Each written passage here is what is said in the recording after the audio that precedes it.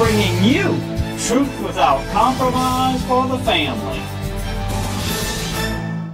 Hello everyone, welcome back to Fix the Family. My name is Raylan Allamont and we are bringing you truth without compromise for the family. This is our blog edition.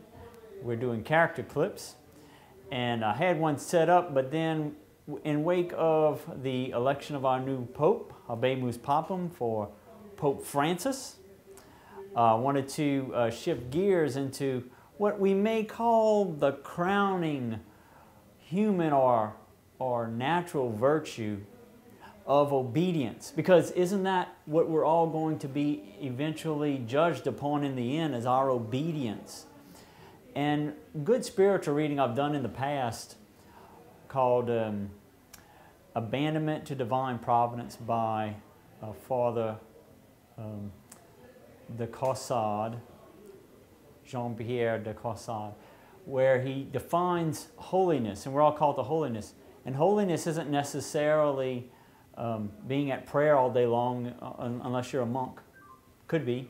Depends, obviously, according to our state in life. He defines it as holiness as obedience to God according to our state in life. And wouldn't we all desire that from our children, that they be obedient to us in everything? That if we say for them to do something, order them to do something, that they say, yes sir, or yes ma'am, and go on and do it. So let's talk about how we can get them to do that. And doesn't it all start at the top? Coming from us as parents, so start with the dad.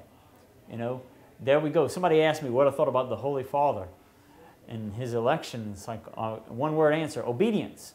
Obedience. We here at Fix the Family, as well as myself personally, I pledge obedience to the Holy Father. Why? I can safely do that because I know what his position is there for. His position there is to keep the teaching of the Catholic Church in line from what it was given to the apostles. That's all it is. So we can't change anything. Now, if he tells us to fast a certain day, we fast that day. If he tells us not to eat meat, we don't eat meat. You know, whatever he says for us to do, that's what we do. You know, but it's a no-brainer, really. You know, so we say that and we do it. But in addition to that, who do we have to answer to as dads? We're a provider of the home. If we have a job, we answer to our employer. You know, so we have to be obedient to him.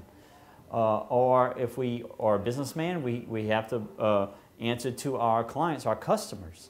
You know, so there's obedience there, and there's an attitude there that I try to use myself, as well as transmit that on to my own children. So whenever I was working for people, I am working for people, I tell them that I realize that I'm there on the payroll, or they're paying me to enrich them, to help them to get on further in life. That's my job there. Why else would they pay me? Why else would they hire me? You know, and it's a very different attitude from somebody that's always complaining about the boss wants this, the boss wants that. Very bad attitude, and that goes off into our kids. Okay, next, obviously, is going to be mom. Okay, and this is where a crucial training and teaching point comes to the children on this virtue of obedience. The main way that children are going to learn obedience is by how their mother reacts to their father, how the wife reacts to the husband. If she says something behind his back or tries to put up an argument against him saying to do something, the children will immediately act in kind with her and with the dad. They will answer back, they will disobey, and on and on. This is how children learn. They copy what they see. They emulate what is going on around them. But on the other hand, if the dad asks his wife to do something and she says, "Sure, honey, be glad to do that for you," they copy that. They will act in kind. Will they be perfect? Obviously not. But this is the training, this is the example that they see, and it flows into the kids. And so, and then with obedience with them, we have to care enough to spend the time, to take the time for when they are disobedient to correct them. This is where the training comes in, and this is how they learn that there will be consequences to their actions, good or bad.